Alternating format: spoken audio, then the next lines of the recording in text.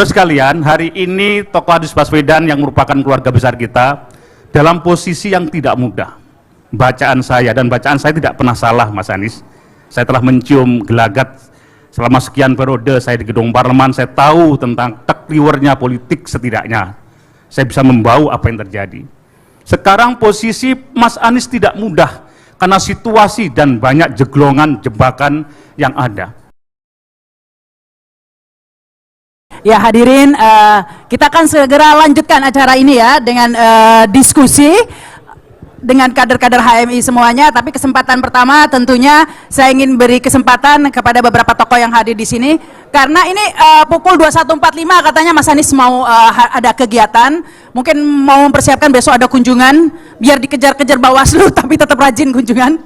Baik, kesempatan pertama silakan, mungkin Pak Priyo dulu, silakan. Di sini ya. Ya, ada masuk ke bahas.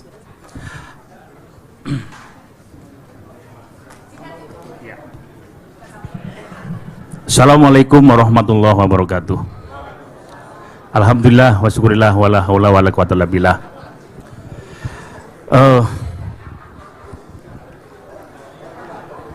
Hari ini saya ingin menyampaikan singkat saja. Saudara sekalian, negeri kita ini beruntung telah melahirkan dua putra bangsa terbaik. Kita menilainya sebagai bapak bangsa. Siapa dia? Adalah Bung Karno dan Pak Harto. Kita bisa berdebat 1001 malam, pasti semua mengakui itu, lepas dari kekurangan dua beliau. Setelah dua pemimpin bangsa yang besar ini, presiden dan pemimpin negeri ini, kita selalu mendoakan agar mereka ini mendapatkan berkah turunan kebaikan dari kedua bapak bangsa ini. Nah, sebentar lagi kita akan mengikuti perhelatan 2024. Hari ini kita semua menyaksikan negeri kita, saya setuju dengan Rahma, tidak dalam keadaan baik-baik saja. Kita berada pada lorong gelap yang mencekam, yang kalau kita biarkan, saya termasuk khawatir. Saya dulu pernah selama 4 periode di parlemen merasa khawatir tidak secemas ini terhadap situasi terakhir. Meskipun banyak juga kemajuan-kemajuan, tapi dibanding dengan ancaman gelap, situasi gelap di depan mata kita, utamanya adalah perpecahan negeri, saya wajib mengatakan sebagai keluarga besar kami, mengatakan bahwa kita cemas di titik yang di ubun-ubun kita. Itu kenapa kita selalu berdoa di situasi yang sulit semacam ini. Kita membutuhkan seseorang, mungkin terlalu mengimpi kalau kita mengatakan dia Mesias atau juru selamat. Kita membutuhkan itu, saudara sekalian. Kita membutuhkan figur yang kita anggap bisa kita pasrahkan, bahwa figur itu nanti kelak bisa memimpin kita semua melewati masa-masa yang sulit itu. Di sini saya berbangga, salah satu kader terbaik kami, Mas Anies Baswedan, alhamdulillah tersaning Gusti Allah Subhanahu wa taala, beliau telah diantar mulai di pintu takdir sebagai satu-satunya calon presiden yang sudah resmi diumumkan dan mendapat tiket untuk itu. Rugi besar negeri ini kalau orang sebaik Mas Anies Baswedan kemudian dipinggirkan atas nama kekuasaan, atas nama ketidaksenangan, atas nama kecemburuan, atas nama keinginan-keinginan yang mengkhawatirkan katanya. Saya mengenal beliau utamanya ketika kami sama-sama aktif di Gajah Mada dulu. Saya termasuk yang bersaksi terhadap siapapun mengatakan bahwa khawatir terhadap Anies Baswedan itu terlalu di pojok kanan. Saya ingin beritahukan kesaksian kami ketika kami masih bersama-sama dulu masa-masa muda itu. Anies Baswedan, saya nilai, kita menilai sebagai kawan yang tahu kiprahnya ketika awal-awal sebagai aktivis ya. Saya anggap kita nilai sebagai orang yang paripurna berbicara tentang kebangsaan. kurang apa? Bebet, bobot, bibit. Kakek beliau semua kita tahu adalah salah satu tokoh pahlawan kusuma bangsa yang dihormati.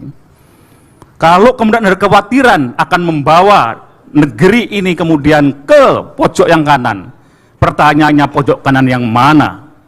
Bahkan beliau sendiri, bagi kami yang keluarga muslim, rata-rata misalnya, saya mohon maaf Mas Anies, biasanya kemudian kita wajibkan anak-anak kita untuk berjilbab misalnya.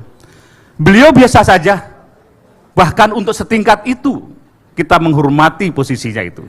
Terus sekalian, hari ini tokoh Anies Baswedan yang merupakan keluarga besar kita dalam posisi yang tidak mudah. Bacaan saya tidak pernah salah Mas Anies. Saya telah mencium gelagat selama sekian periode saya di gedung parlemen, saya tahu tentang tekliwernya politik setidaknya. Saya bisa membau apa yang terjadi. Sekarang posisi Mas Anies tidak mudah karena situasi dan banyak jeglongan jebakan yang ada. Masih banyak duri-duri depan kita. Padahal tokoh lain tidak diperlakukan seperti itu. Kenapa begitu? Wallahu a'lam bishawab. Biasanya Mas Anies, tokoh besar itu akan lahir lewat situasi yang sulit dan tidak mudah. Tepuk tangan. Biasanya pemimpin besar itu yang diinginkan dan diharapkan oleh situasi kenegaraan, situasi lingkungan tanah airnya ialah melewati masa-masa, melewati situasi-situasi yang penuh onak dan duri. Baik. Oleh karena itu, saudara sekalian, saya berpandangan, mudah-mudahan ini cuma ini, nanti tiba saatnya orang-orang yang banyak diem, termasuk saya dan banyak kawan lainnya, pada saatnya silent majority akan tidak terbendung lagi untuk menyampaikan halalan toyiban, hak dan yang diperlukan untuk menyelamatkan negeri yang kita cintai ini. Hanya itu, saya tidak bisa mengatakan banyak. Saya belum saya bukan menjadi tim suksesnya Mas Anies Baswedan. Tapi saya sampaikan hati kecil saya. Saya pernah menjadi ketua Dewan Pembina para mantan-mantan kepala desa dan perangkat desa secara nasional, dan kami masih rajin ber-WA-an untuk itu. Silent majority, suara arus bawah, presidennya para kepala desa. Saya tahu apa yang mereka lakukan dan tertuju pada siapa. Tokoh Anies Baswedan kelak akan tidak terbendung ketika sudah tiba saatnya. Insya Allah demikianlah ya, Marahma Sarita, saya kira itu sedikit saja yang saya sampaikan. Nanti kelak suatu hari, saya tidak tahu kapan waktunya, kita dan kawan-kawan yang silent majority akan menyampaikan yang perlu kita sampaikan sebagai muadzin untuk mengingatkan situasi kebangsaan kita. Wassalamualaikum warahmatullahi wabarakatuh.